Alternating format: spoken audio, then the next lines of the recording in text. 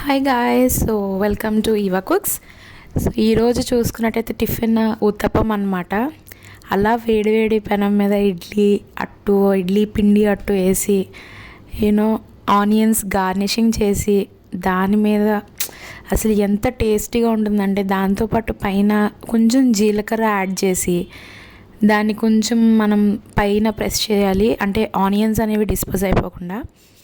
చేశాక లైట్గా, అంటే ఎక్కువ మంట కాకుండా లైట్ మీడియం మంట కానీ లేకపోతే హై మంట పెట్టి మనం ఆయిల్ అనేది ఎడ్జెస్లో వేయడం బాగుంటుంది. ఎడ్జెస్లో వేసి బాగా క్రిస్పీగా అయ్యాక ఒక్క మంచి గుడ్ టర్న్ ఓవర్ ఇచ్చి దాంతోపాటు మంచి tasty and super coconut chutney, అంటే కొబ్బరికాయ చట్నీ వేసుకొని తింటే ఆహా ఏమి రుచి. ఇలాంటి మంచి మంచి కుకింగ్ వీడియోస్ కోసం please to subscribe Eva cooks.